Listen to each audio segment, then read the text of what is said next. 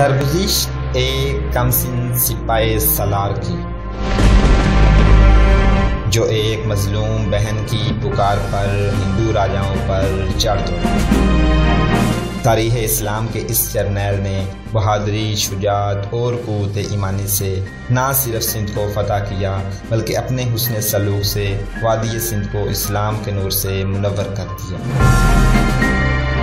توحید پہ جان نشاور کرنے والے اس سپاہی کی کہانی شروع کرنے سے پہلے آپ سے گزارش ہے کہ ہمارے چینل گلوبل نالج کو سبسکرائب کریں اور گھنٹی کے بٹن کو ضرور پریس کریں تاکہ ہماری ہر آنے والی ویڈیو آپ تک بآسانی پہنچ سکے۔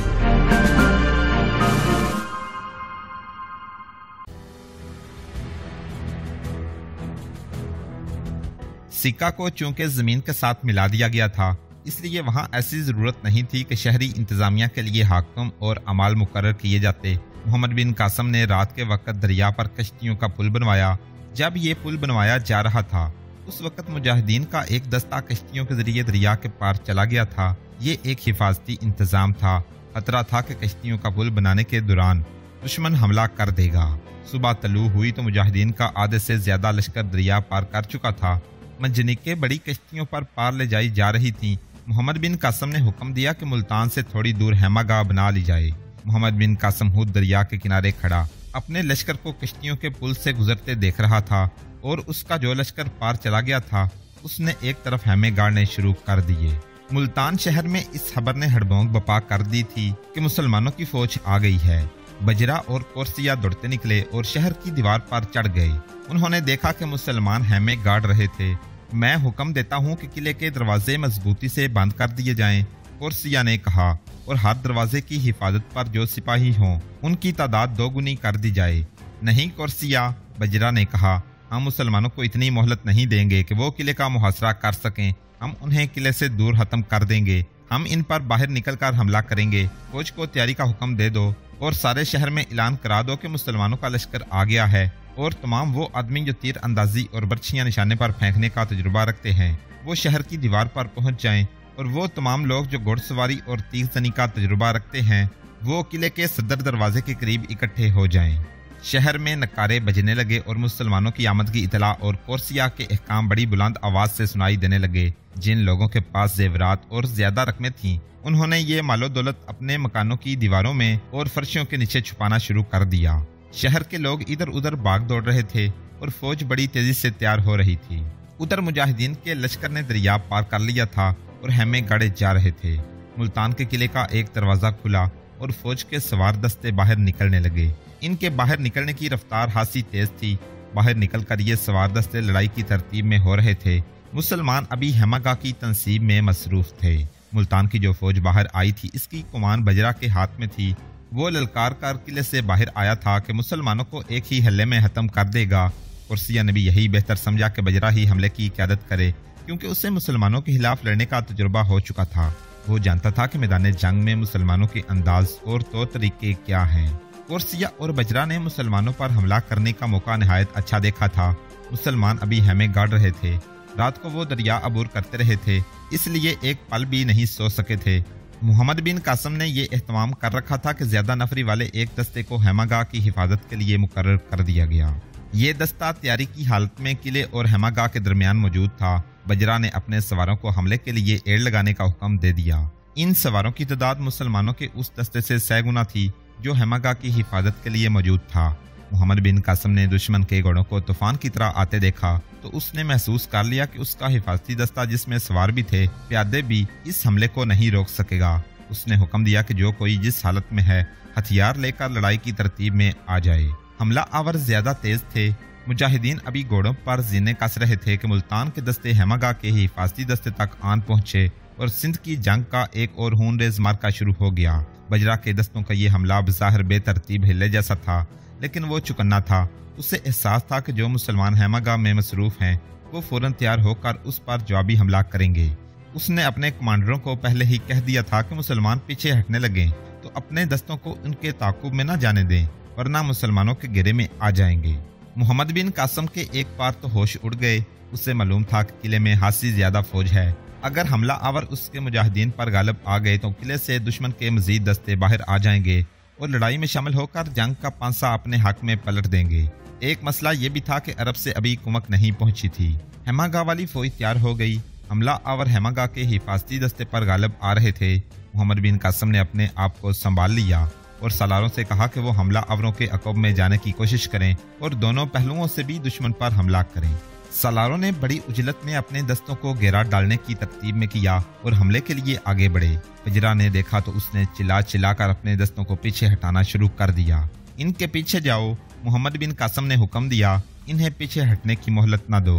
मोहम्मद बिन कासिम के अहकाम कासदों के जरिए सालारों तक पहुंच रहे थे। ये कासद इस काम के माहिर थे। वो गुमसान की गुथम गुथा लड़ाई में भी पैगाम पहुंचा दिया करते थे और कभी कोई कासद मारा भी जाता था। बाज पैगाम बुलंद आवाज वाले आदमियों के जरिए भी पहुंचाए जाते थे। मुजाहिदीन के दस्ते दुश्मन को घेरे में लेने के लिए दूर से पहलुओं की तरफ हो रहे थे, लेकिन बजरा अपने दस्तों को पीछे हटा रहा था। पीछे हटते हटते बजरा के दस्ते किले के करीब पहुंच गए। मोहम्मद बिन कासिम ने सालारों को पैगाम भेजे कि वो किले के दरवाजों तक पहुंच जाएं और जब बजरा के दस्ते किले में दाखिल होने लगे तो अपने मुजाहिदीन भी किले में दाखिल हो जाएं।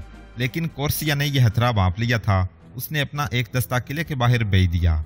इसके लिए ये हुक्म था कि जब बजरा के दस्ते दरवाजों में दाखिल हो रहे हों तो ये दस्ता मुसलमानों को रोक ले और उन्हें दरवाजों के करीब न आने दे। किले की दीवार पर जो फौजी और शहर के लोग खड़े थे उनके लिए हुक्म था कि मुसलमान किले के करीब आएं तो उन पर तीरों, बर्छियों और पत्थरों का मींह बरसा दें। फिर ऐसे ही हुआ। किले से आए हुए दस्ते बड़ी तेजी से पीछे हटते गए। उन्होंने मुसलमानों को घेरा मुकम्मल ना करने दिया। उन्होंने जानी नुकसान बहुत उठाया, लेकिन मुसलमानों के हाथ आए बगैर किले में वापस चले गए। कुछ जांबाज मुजाहिद थे जिन्होंने इनके पीछे किले के दरवाजों में दाखिल होने की कोशिश की। ये एक खुदकुश कोशिश थी जो कामयाब ना हो सकी। कामयाबी का कोई इम्कान था ही नहीं।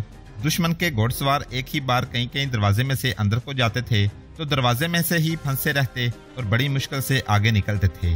मोहम्मद बिन कासिम के जो जांबाज अंदर जाने की कोशिश में उनके दरमियान आ गए वो बुरी तरह फंस गए। अगर इनमें से 2-4 अंदर चले भी जाते तो शहादत के सिवा कुछ भी हासिल न कर सकते। जिस जांबाज ने दुश्मन के पीछे या दुश्मन के साथ किले में दाखिल होने की सबसे पहले कोशिश की थी उसका नाम तारीखों में आज तक महफूज है। ये था जायदा बिन उमैर ताई। इसके सिवा तारीख में और किसी का भी नाम नहीं मिलता। जायदा का नाम बिलाजरी ने लिखा है।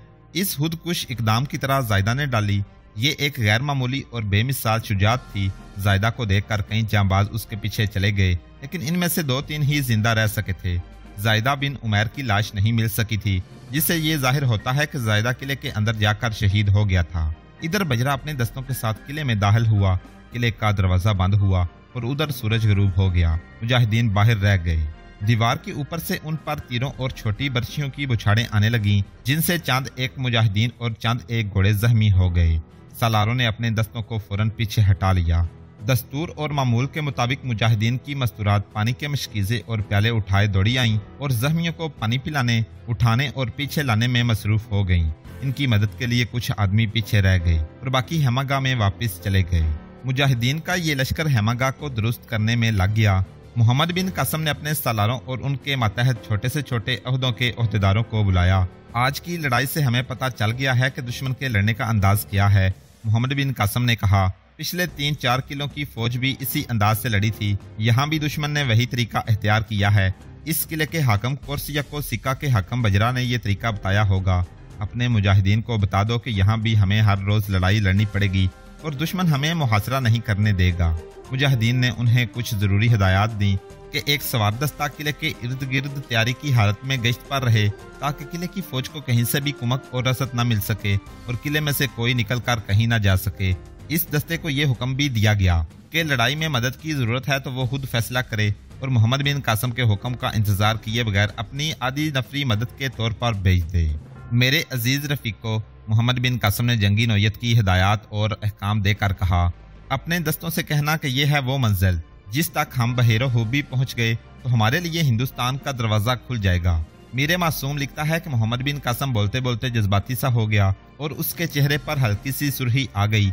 उसने कहा, मुल्तान इस्लाम की रोशनी का मीनार होगा। कुफर के अंधेरों में भटकने वाले मुसाफिर इस मीनार की रोशनी से रहनुमाई हासिल करेंगे और ये रोशनी क़यामत तक अल्लाह का नूर बिखेरती रहेगी। आने वाली नस्लें और इन नस्लों के बाद आने वाली नस्लें मुल्तान के नाम के साथ तुम्हें भी याद किया करेंगी। अपने मुजाहिदीन से कह दो कि हम मुल्तान न ले सके तो अपनी जानें दे देंगे, पीछे नहीं जाएंगे। मुजाहिदीन को बता दो कि जन्नत का दरवाज़ा आगे है और पीछे दोज़ख का मुंह खुला है। हमारे लिए ये हुक्म इलाही है कि हम आगे बढ़ें और अपने लहू के चमकते हुए कतरों से कुफरस्तान में अल्लाह का नूर बखेरें। हम वापस जाने के लिए नहीं आए, यही हमारा मकसद है और ये एक दरख्शां मकसद है। हम सब खुश नसीब हैं कि अल्लाह तबारक व तआला ने ये सादत हमें अता फरमाई है कि ये मुकद्दस फरीज़ा हम पाया तकमील तक पहुँचाएंगे। और मुजाहिदीन से कहना कि तुम खलीफा के लिए और हिजाज बिन यूसुफ के लिए नहीं लड़ रहे, हम यहाँ अपनी हुकूमत नहीं बल्कि अल्लाह की हुक्मरानी कायम करने आए हैं। रात को ही सालारों ने अपने अपने दस्तों को इकट्ठा करके मोहम्मद बिन कासिम का पैगाम उन तक पहुंचा दिया। मुअर्रिख लिखते हैं कि मुजाहिदीन की जिस्मानी हालत वही हो चुकी थी जिसमें राजा दाहिर उन्हें देखना चाहता था। मुजाहिदीन जिस्मानी लिहाज से टूट फूट चुके थे, लेकिन उनके जज्बे और जोशो खरोश में जरा सी भी कमी नहीं आई थी। उनकी हरकत में और उनके नारों में वही जान और वही वलवला था जो सिंध में दाखिल होते वक्त था। जो जो उनके जिस्म शल होते जा रहे थे, उनकी रूहानी कुव्वतें बेदार होती चली जा रही थीं। मोहम्मद बिन कासिम के पैगाम ने उनमें नई रूह फूंक दी। फजर की अजान एक मुजाहिद ने एक टेकरी पर खड़े होकर दी। इस अजान में कोई और ही तासुर था। सहरी के सन्नाटे में अजान की मुकद्दस सदा तैरती हुई मुल्तान के किले की दीवारों से टकरा रही थी। अल्लाह का ये पैगाम किले के बंद दरवाजों के अंदर भी सुनाई दे रहा था। थके मांदे मुजाहिदीन नमाज के लिए तैयार होने लगे।